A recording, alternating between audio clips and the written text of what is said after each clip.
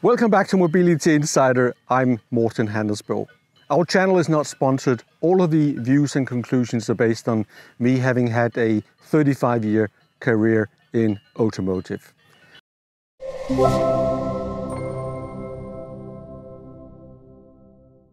Today we're going to talk about the Tesla Model 3 performance. The Tesla Model 3 is an excellent electric vehicle. I already tested the standard range with rear-wheel drive and also the long range with all-wheel drive, and both cars did really well and got a 4-star rating out of 4. What we have here is the performance model. The performance model has, of course, 2 motors. It has a 75 kilowatt-hour battery. It accelerates from 0 to 100 in just 3.1 seconds. It has 618 horsepower, which is equal to 461 kilowatt. So the car has plenty of power and plenty of urge when you accelerate out of a turn. The powertrain torque split is now more rear biased, and what it means is that if you accelerate fast out of a turn, the car will move just a little bit with the rear, and that makes the car very fun to drive.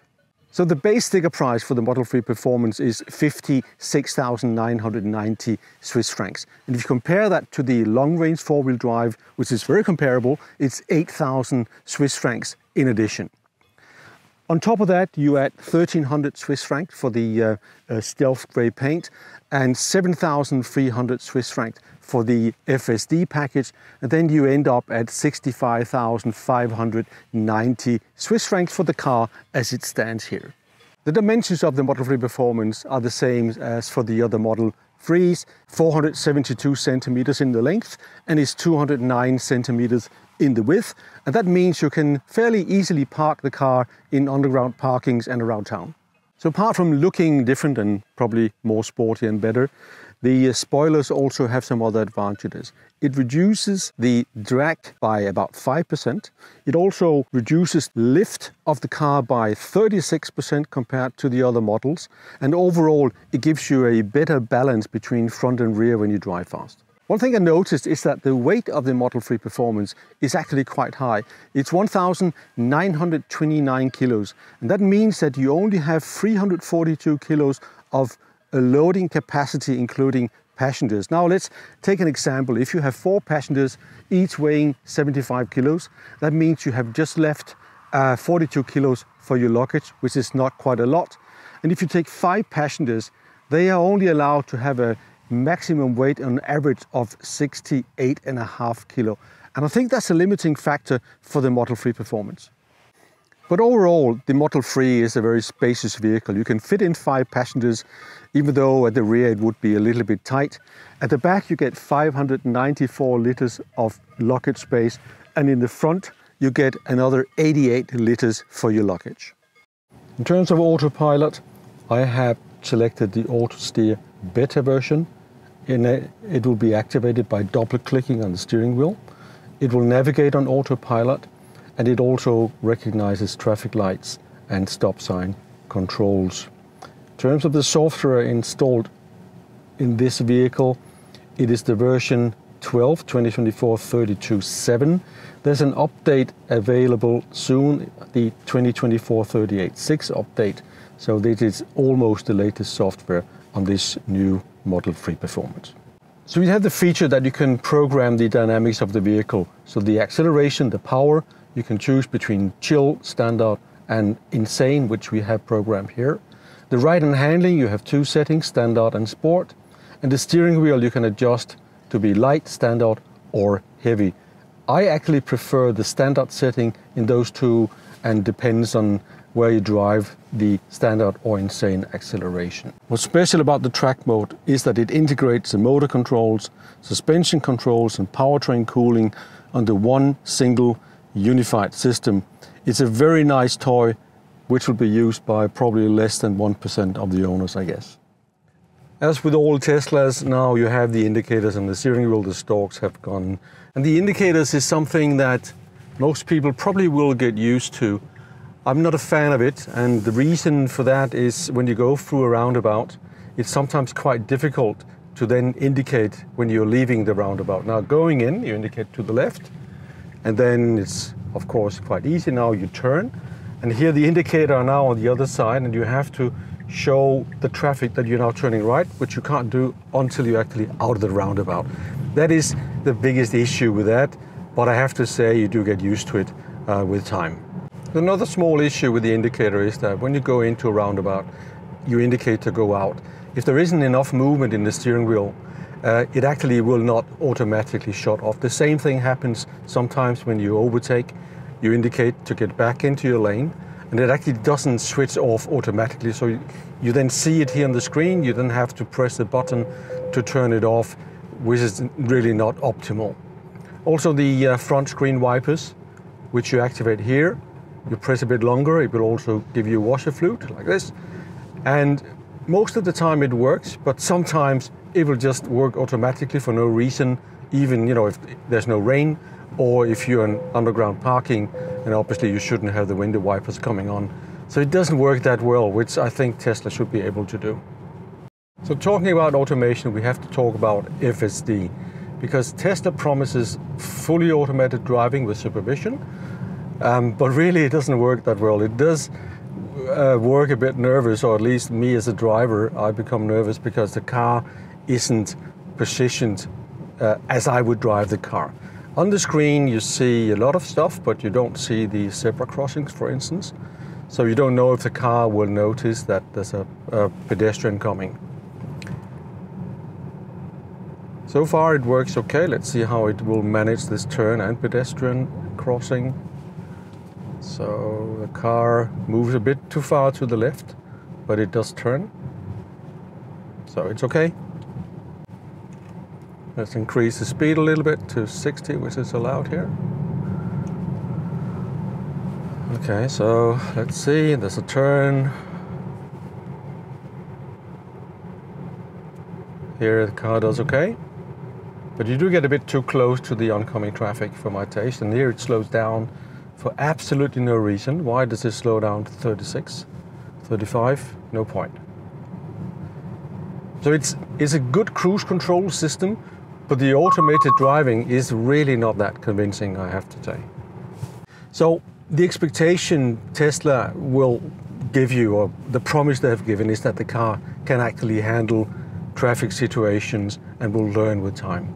We've been seeing this for years now. It's 7-8 years since the beginning of the FSD development. And I think we haven't come that far. It is a bit disappointing where we are today. And frankly speaking, the systems I've tried lately from BMW and Mercedes are better than what I experienced with Tesla. So that's a bit disappointing. The car makes you nervous when it drives on its own. You have to all the time watch what the car is doing. As soon as it becomes a little bit more tricky in build-up areas. On the motorway, it's a different story. There the cars will do quite okay. So let's see, we're now traveling at 60 in an 80 area. See how the car manages. Let's go to 80.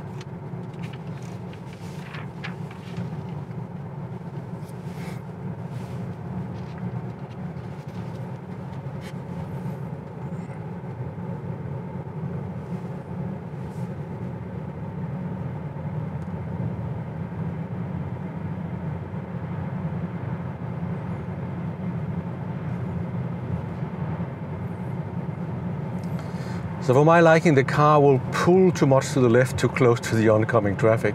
And at this speed, it doesn't actually feel that comfortable. Now we're to the left, it makes a correction, zigzags a little bit.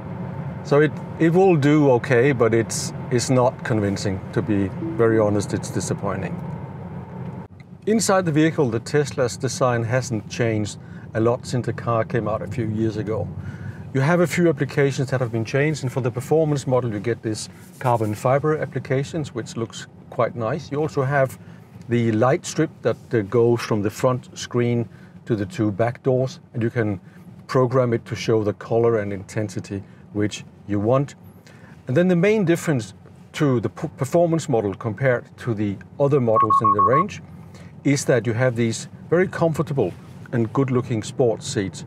And they are really quite nice, and probably the most important change you get in the performance model over the other Model 3. Tesla still uses the 400 volt technology. What it means is that you can charge the car from 10 to 80% in about 27 minutes. The car has a 75 kilowatt hour net capacity battery, and it's a lithium ion battery with 4,416 cells. So it's not the latest technology, but with the combination of the Tesla superchargers, you will always have access to fast charging. In terms of warranty, Tesla gives you 8 years, up to 192,000 kilometers on the battery. And that is to a 70% capacity of the original capacity. If it doesn't produce 70% at least, Tesla will have to repair it. Another highlight in the car is the sound system. It is one of the best sound systems you get, certainly in this price range, and it is also one of the best overall you get in any car. It's got 17 speakers, 2 subwoofers and 2 amplifiers, and it really gives you a beefy, excellent sound. So what is my final verdict on the Tesla Model 3 performance? Initially, I intended to give it 3.5 out of 4 stars, but after having looked at the data again, I decided to give it a 4-star rating out of 4. So first of all, the Tesla Model 3 performance is a really powerful vehicle. And if you take that into consideration, the consumption of the vehicle is really outstanding, with an average of 17.1 kilowatt hour consumption over my test. That is a really good result, and that translates into a normal range of about 400 kilometers when you drive with the car in everyday usage. And if you drive with a really light right foot, that can even increase to 500 kilometers. And that is on winter tires and at temperatures between 6 and 13 degrees Celsius. That's a really good result. Acceleration is another highlight. I measured 3.3 seconds from 0 to 100 kilometers per hour.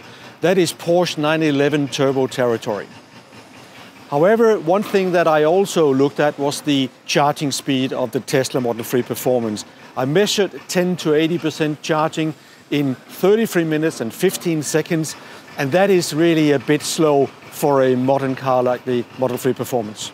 If performance at supercar level is your thing in a family saloon, then the Model 3 performance might be the one for you, but it is a steep price increase over the long-range model. 8,000 Swiss francs is something that not everyone is willing to pay.